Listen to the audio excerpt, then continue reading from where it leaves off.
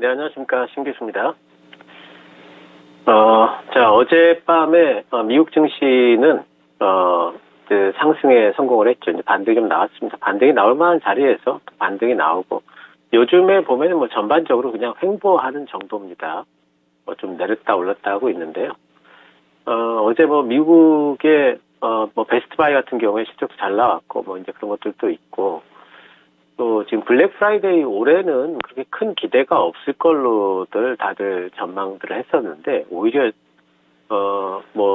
조심스럽게 깜짝 소비가 일어날 것 아니겠는가 하는 그런 전망들이 지금 증가를 하고 있는 것 같아요. 왜냐하면은 그동안에 좀 안 좋게 생각했던 부분은 뭐냐면은 사람들이 인플레이션 때문에 물가도 많이 올라가고 그래서 호주머니 사정이 안 좋을 텐데 블랙 프라이데이 때 물건들을 사겠느냐 이런 전망이었다면은, 이제는 뭐냐면은, 그렇게나, 물가가 많이 올랐기 때문에, 오히려, 블랙 프라이데이 때, 세일을 할 때 사람들이, 많이 구매를 할 거다. 싸게 물건들을. 다른 때는 소비를 안 하더라도, 이번 블랙 프라이데이 때는 물건들이 싸지니까 오히려 소비를 할 것 아니겠는가. 이런, 기대가 지금 증가를 좀 하고 있는 것 같습니다. 그래서, 그런 데 대한 부분들이, 있으면서, 어제 미국 시장은 올라졌고 S&P 500 기준으로 1.36% 올랐네요. 미국에 대한 경기 전망치들을 지금 내놓고 있는데요. OECD하고 골드만삭스는 지금 연착륙을 이야기를 하고 있습니다. 내년도에 미국 경기가 연착륙이 가능할 거다. 근데 이거는 큰 충격 없이 서서히 빠질 거라는 얘기고요. JP모건 체이스 같은 경우에는 시나리오를 한 4개 정도를 내놨는데 그중에 3개가 경기 침체 시나리오예요. 그렇기 때문에 JP모건 체이스는 내년도의 경기 침체는 내년이나 내후년에 올 텐데 피할 수 없을 거다 이렇게 보고 있는 거죠. 또 이제 미국의 부동산 업체인 레드핀이 발표한 거에 따르면은 3분기 때 기업들 주택 구매 건수가 전년비 29.7%가 줄었답니다. 그러니까 이런 것들이 전부 다 뭐냐면은 경기가 지금 상당히 좀 둔화되고 있고, 어쩌면 침체도 올 수도 있겠다. 이런 것들이, 어제 또 이렇게 부각이 많이 됐었는데, 그런데도 불구하고, 어제 미국 시장은 반등에 성공을 했습니다.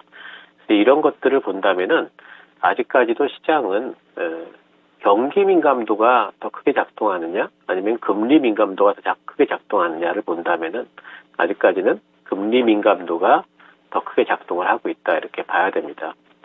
근데 그게 왜 중요하냐면은 금리에 대한 민감도가 경기 전망이 안 좋으니까 오히려 금리 인상 속도를 완화한다든지 하는 데 대한 기대감 때문에 시장이 이렇게 반등이 나온다면은 이 얘기는 뭐냐면은 결국에는 이번에 12월 달 FOMC 때 0.5% 정도의 금리 인상 시장 예상치를 맞춰준다면은 그러면은 연준의 금리 인상 속도 조절이 시작이 되는 거죠. 그래서 이게 시장을 한 번 더 위로 올릴 수 있는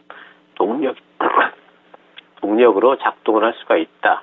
이렇게 예상을 할 수가 있겠죠. 그래서 지금 상황은 이렇게 금리 민감도가 좀 살아있는 이런 이제 상황이 유지가 되는 게 좋습니다. 이번 연말까지는 그래야지 우리가 산타랠리 이런 것도 기대를 할 수가 있을 것 같아요.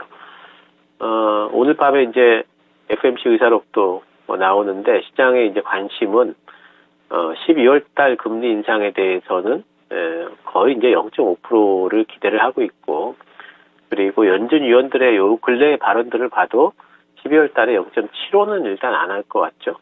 그럴 것 같은 느낌도 좀 있는데, 그렇기 때문에 이제는 내년도의 최종 금리에 더 관심들 좀 많이 가집니다. 지금 미국의 최종 금리 전망치가 어제 이제 OECD가 내는 걸 보면은 5.0%에서 5.25% 정도를 전망을 하고 있다고 그래요. 그래서 5% 이상, 5.25%까지 지금 보고 있는 거고, 또 JP모건 체이스 같은 경우에는 내년도 최종 금리를 5.0% 정도, 이 정도인데, 제 생각에 요 근래에 연준 위원들의 발언들을 보게 되면은 아무래도 이제 FOMC 의사록에 내년도 최종 금리 전망에 대해서 많으면은 5.25 정도 아마 나오지 않을까 예상을 해요. 그래서 이 정도면은 시장의 예상치 정도기 때문에 뭐 지난주에는 7%까지도 얘기가 나왔지 않습니까? 그래서 의사록에서 최종 금리 전망치가 좀 다소 높아진다 할지라도 지난번 점도표에서는 4.6%였어요. 그것보다 좀 높아진다 할지라도 크게 그렇게 시장이 반응할 것 같지는 않고요. 그래서 이번 FOMC 의사록도 시장에 뭐 좋은 영향, 나쁜 영향보다도 뭐 중립적이다 이렇게 보입니다. 일단 이번 연말에 산타랠리가 나온다면은 저는 이제 그 목표치는 S&P 500 기준으로 했을 적에 한 4,200에서 4,300 사이 이 정도 보고 있습니다. 이 정도 선이 목표치가 되지 않을까 보고 있고, 이게 나오려면은 지금 제일 중요한 게 나스닥이 올라줘야 돼요. 나스닥이 지금 반등이 좀 나와줘야 됩니다. 다우지수는요, 물론 다우지수가 어젯밤에 같이 오르긴 했습니다만은 다우지수는 이제 전고점까지 딱 붙였죠. 다 올라왔기 때문에 여기서 바로 뚫고 올라가기는 힘들 겁니다.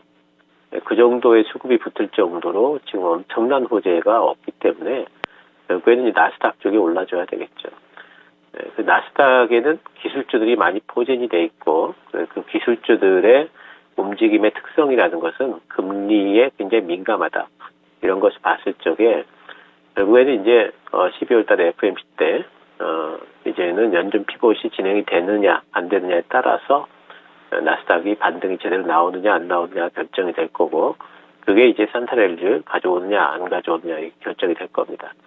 나스닥이 올라주는 게 지금 상당히 중요하고, 우리 시장 같은 경우에도 그렇다면 이제 코스닥이 올라주는 게 상당히 좀 중요하겠죠.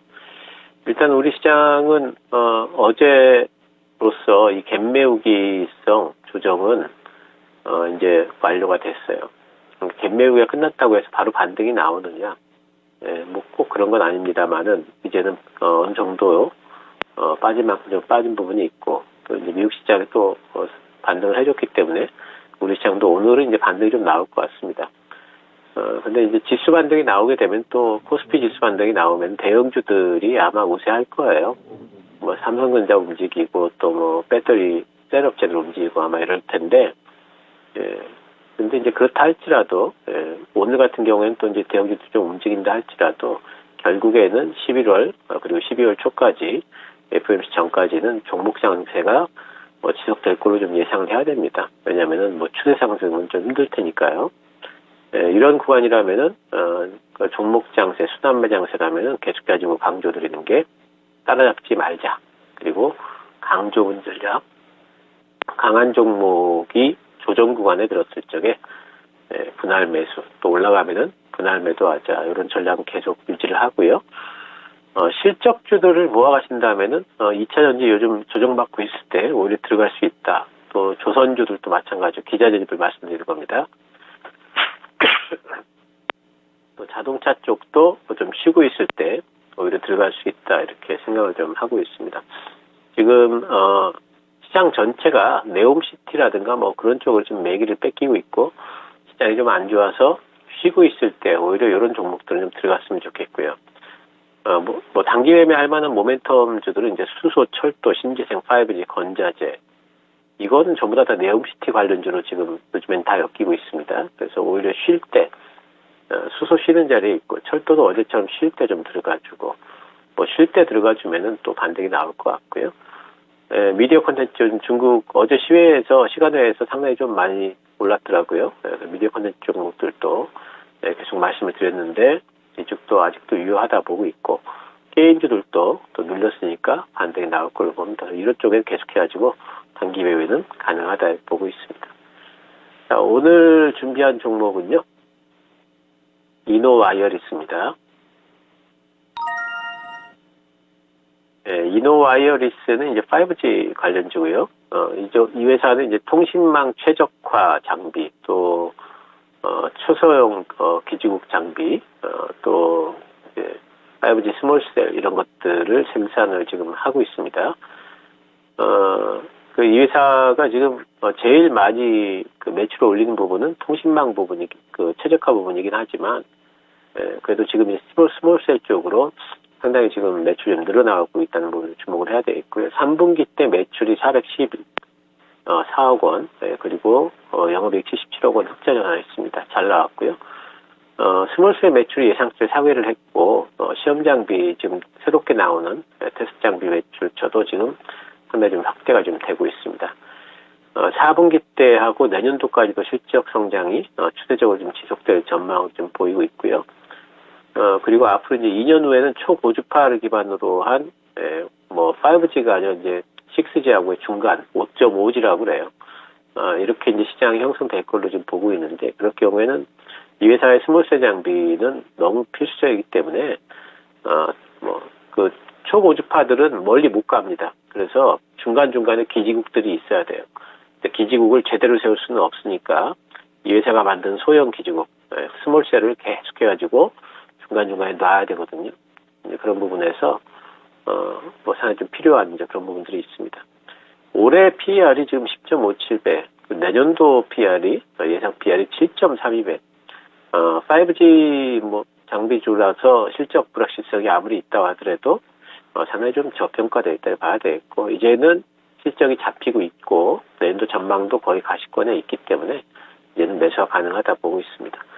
매수는 시초가에서 2% 이내 가능하겠고요. 목표가는 일단 35,000원 잡도록 하겠습니다. 그 손절가는 이번에 나왔던 작은 박스권의 하단이죠. 26,000원 잡도록 하겠습니다.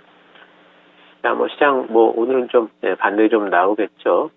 반등이 좀 나올 때 따라잡기는 하지 마시고요. 오히려 좀 눌리는 종목들 위주로 해가지고 또 잡아가신 다음에는 좀 안정적으로 매매할 수 있지 않을까 싶습니다.